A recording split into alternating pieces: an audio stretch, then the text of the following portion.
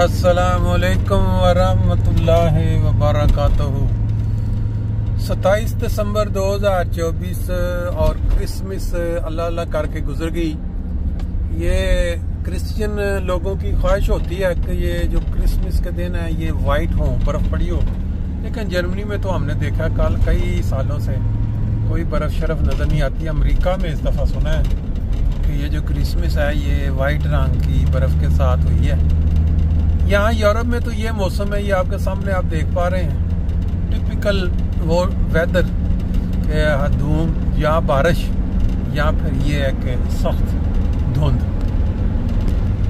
جی آج جمعہ المبارک کا خاص دن ہے، تو ہم ایک دفعہ درود شریف مل کے پڑھ لیتے ہیں، پھر باقی ایک مزیدار قسم کی بات آپ سے شیئر کریں گے۔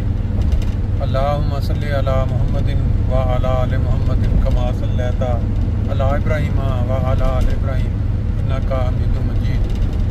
اللہم بارک علی محمد وعلی آل محمد کما بارکت علی ابراہیم وعلی آل ابراہیم انک حمید مجید۔ آپ جو بھی اس ویلاگ کو سنیں گے، آپ کے علم میں ہے کہ پاکستان میں بسنے والے جو شریف لوگ ہیں یا جو کچھ سوجھ بوجھ رکھتے ہیں، ذہن کے ساتھ باتوں کا انالیسس کر سکتے ہیں، حالات کو جج کر سکتے ہیں، وہ سمجھ رہے ہیں، وہ آہستہ آہستہ محسوس کر رہے ہیں کہ پاکستان کو کیا ہو گیا۔ پاکستان انڈیا ایک دن کے وقفے سے آزاد ہوئے، اور پاکستان کے بعد بنگلہ دیش پاکستان سے علیحدہ ہوا۔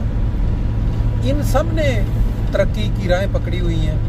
پاکستان کیوں زوال پذیر ہے؟ کیوں اس کے حالات دن بدن خراب ہو رہے ہیں اور لوگ جو ہے ملک چھوڑ کے جا رہے ہیں؟ اس سارے سینیریو کا، ان سارے حالات میں کون لوگ ذمہ وار ہیں آج یہاں تک پہنچانے میں؟ جو پاکستان کی حالت ہو چکی ہے، یہاں تک پہنچانے میں کون ذمہ وار ہے؟ اس کی ڈیٹیل یا اس کی تفصیل آپ کو اس ویڈیو میں جو آپ ابھی سنیں گے آپ کو اندازہ ہو جائے گا کہ آج پاکستان جس لیول پہ پہنچ چکا ہے، کس وجہ سے پہنچا ہے، اور کون لوگ ہیں جس کا اس میں زیادہ عمل دخل ہے۔ یہ وہی لوگ ہیں جن کے متعلق نبی پاک صلی اللہ علیہ وسلم نے 1500 سال پہلے بتا دیا تھا۔ اگر فہیم لوگ، سینس رکھنے والے لوگ اس چیز کو محسوس کر لیتے آج سے کوئی 15 سال 20 سال پہلے، تو شاید یہ حالات نہ بنتے، لیکن وہاں وہ ایک محاورہ آوے کا آوا ہی بگڑا ہوا ہے۔ اوپر جنہوں نے حکومت چلانی ہے، جنہوں نے انتظامات کرنے ہیں، وہ بھی جب ان کے زیر سایہ ہو جائیں یا ان کے اثرات سے متاثر ہو جائیں تو پھر یہی حالات بنتے ہیں جو آج کل ہیں۔ سنیں ذرا۔ سب بھٹو کا دور آیا، اس وقت علماء پاکستان نے کس طرح ان سے وعدے کیے، کس طرح ان کی منتیں کی، کس طرح ان کو ان کے حضور سجدہ ریز ہوئے کہ تم ایک دفعہ یہ 90 سالہ مسئلہ احمدیوں کا حل کر دو، پھر دیکھو ہم تمہیں کیا بناتے ہیں اور کس طرح ایسی دنیا تک تمہارا نام عزت سے یاد کیا جائے گا۔ اس ضمن میں چند حوالے ان کے بھٹو صاحب کی تعریف میں بھی پیش کرتا ہوں، اور اس کے بعد ان علماء نے خود بھٹو صاحب سے جو سلوک کیا اس کے بھی چند نمونے آپ کے سامنے رکھتا ہوں۔ بھٹو کو خراج تحسین دیتے ہوئے ہفت روزہ چٹان جو شورش کا اخبار تھا، اس نے لکھا، مسٹر بھٹو نے اپنے اس فیصلے اور اقدام سے جو جماعت احمدیہ کو غیر مسلم قرار دینے کا فیصلہ تھا، پچھلی تمام حکومتوں کو شاہ مات دے دی ہے۔ جو کام بڑے بڑے الحاج وزیر اعظم نہ کر سکے اور نظریہ پاکستان کی اجارہ دار کھیپ سے نہ ہو سکا، وہ کام بھٹو نے کیا، اور اس طرح کیا کہ ہمارے پاس ان کے لیے تشکر و امتنان کے الفاظ نہیں۔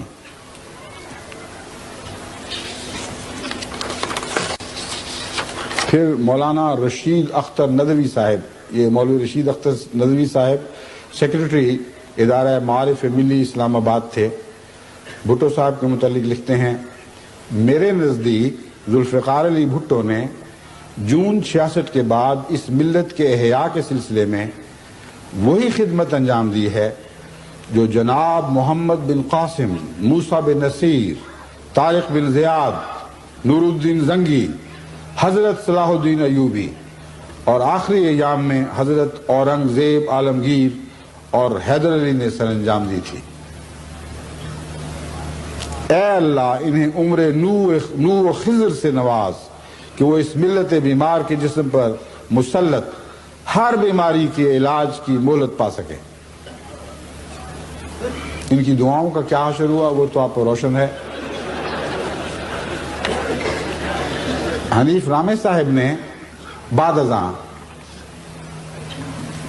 بڑے تلخی کے ساتھ ان علماء کا ذکر کرتے ہوئے لکھا کہ کل تک جو بھٹو صاحب کے متعلق ایسی باتیں لکھ رہے تھے اب ان کا کیا رویہ ہے۔ ان کا بیان پاکستان ٹائمز 25 اکتوبر 1976 کو شائع ہوا۔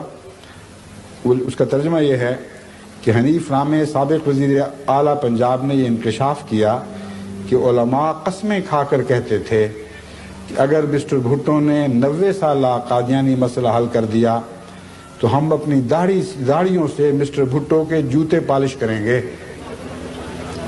یہ فن علماء کو خوب آتا ہے، آگے بھی ذکر آئے گا۔ داڑھیوں سے جوتے پالش کرتے ہیں، بہت عمدہ۔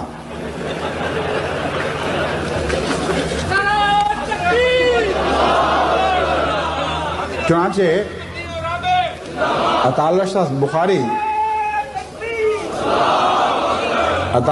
صاحب بخاری جو قائد اعظم کو کافر اعظم اور ہر قسم کے غلیظ ناموں سے یاد کیا کرتے تھے، پاکستان بننے کے بعد ان کی خدمت میں حاضر ہوئے اور انہوں نے وہاں جا کے کیا کام کیے وہ لکھتے ہیں، خود کہتے ہیں تقریر میں، میں نے قائد اعظم کے بوٹ پر اپنی داڑھی رگڑی پر وہ نہ پسیجے۔ داڑھیوں سے یہ کام بھی لیے جا رہے ہیں، مجھے نہیں علم تھا کہ لیے جا سکتے ہیں۔ داڑھیوں سے بریک والا لطیفہ تو آپ نے سنا ہی ہوا ہے نا، لیکن یہ بوٹ پالش والا نہیں سنا۔ ایک شخص بیچارہ لمبی داڑھی والا سائیکل سوار جا رہا تھا کہ اس کی کسی سے ٹکر لگ گئی، تو اس نے مڑ کر دیکھا تو لمبی داڑھی اس کو نظر آئی۔ اس نے کہا شرم نہیں آتی، اتنی لمبی داڑھی رکھی ہوئی ہے اور ٹکر مارتے پھرتے ہو؟ اس نے کہا داڑھی رکھی ہوئی ہے، بریک تو نہیں رکھی ہوئی۔ تو یہ داڑھیوں کے مختلف استعمال ہیں، کہیں بریکوں کا استعمال سمجھا جاتا ہے کہ داڑھی سے لینا چاہیے، کہیں بوٹ پالش ہو رہے ہیں۔ یہی بدنصیب ملا ہے جو کل تک قائد اعظم اور دیگر بھٹو صاحب کے بوٹوں کو اپنی داڑھیوں سے پالش کرتے تھے۔ ان کے جو ایک بہت ہی بڑے لیڈر مفتی محمود صاحب، جن کو بھٹو صاحب نے بہت ہی قرب دیا اور بہت ہی عزتیں دی، ان کے اخبار نقیب ملت نے 13 فروری 89 کی اشاعت میں لکھا، ایک کارٹون شائع کیا جس میں کتے کی شکل میں مسٹر بھٹو کو سرورق پر دکھایا گیا۔ اگلے صفحہ پر قرون اولیٰ کے کتے کی اپیل کے نام سے ایک نوٹ شائع کیا جس میں لکھا، میں نجس ولادت ایک کتا ہوں، نعوذ باللہ من ذالک۔ کیسی خلیظ اور خبیث زبان ہے جس کو 90 سالہ مسئلہ حل کرنے والا امت کا ایک عظیم ہیرو قرار دے رہے ہیں، جس نے اسلام کی ایسی خدمت کی کہ قرون اعلیٰ کی خدمتیں بھی مات ہو گئیں۔ وہ آج انہی ملاؤں کی نظر میں ایسا بن گیا کہ وہ اس کارٹون کے نیچے لکھا تھا، میں نجس ولادت ایک کتا ہوں، امیر المومنین میرے لیے راشن کا آرڈر ہو، امیر المومنین تقدیر سے پہلے عدالت ہو۔ پھر اسی رسالے نے 22 فروری 1 مارچ کو دوبارہ یہ کارٹون شائع کیا اور لکھا کہ ہم قارئین کو دعوت دیتے ہیں کہ وہ سوچ کر بتائیں کہ کیا اس کا چہرہ واقعی بھٹو کے چہرے سے ملتا ہے۔ اگر یہ بات درست ہے تو پھر بھٹو اس کتے کی شکل میں اس دنیا میں ضرور آئے ہوں گے، کیونکہ وہ تصویر ہم نے ایک قدیم انگریزی کتاب سے لی ہے اور اسے قرون اولیٰ کا کتا قرار دیا گیا ہے۔ یہ ان کی موت سانحہ ہے، موت کے بعد کا قصہ لگتا ہے، آئے ہوں گے سے تو یہی لگ رہا ہے۔ اختر کشمیری صاحب لکھتے ہیں، پاکستان کے سیاسی دجال بھٹو کا دور حکومت۔ انہوں نے اس عنوان سے کتاب شائع کی ہے پھر، جو کہتے تھے کہ ہمیشہ کے لیے ہم تمہیں امیر المومنین تسلیم کر لیں گے، اور قیامت تک امت تم پر سلام اور درود بھیجے گی. وہ انہوں نے کتاب شائقین علماء نے اس میں مولوی گلزار احمد مظاہری صدر علماء کونسل پاکستان نے سیاسی دجال کے عنوان سے ایک تعارفی نوٹ لکھا. وہ لکھتے ہیں اس شخص کے منہ میں یعنی بھٹو صاحب مرحوم کے منہ میں 7 سے زائد زبانیں تھیں. وہ اسلام، جمہوریت، آئین و قانون، استحکام وطن، عدل و انصاف اور اخوت اور مساوات کا جن سے وہ اسلام، جمہوریت، آئین و قانون، استحکام وطن، عدل و انصاف اور اخوت و مساوات کا نام لیتا تھا، لیکن عملاً ہر چیز کی نفی کرتا چلا جاتا تھا. اس کے علاوہ اس کے دام تزویر میں سادہ دل بندوں کا ایک گروہ، مفاد پرستوں کا ایک جم غفیر، پالتو غنڈوں کا ایک انبوہ عظیم اور سیاسی بھیڑیوں کا ایک خونخوار لشکر تھا.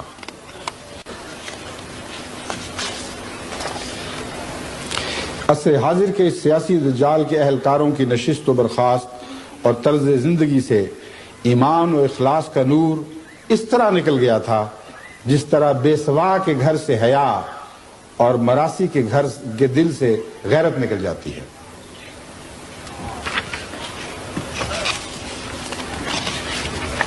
یہ تو بھٹو صاحب سے جو کام لینا تھا لے لیا. ان کا جو انجام ہے اللہ بہتر جانتا ہے کہ ان سے کیا سلوک ہو. جو دنیا کی نظر میں انجام ہے وہ بہت ہی دردناک اور عبرت آمیز ہے.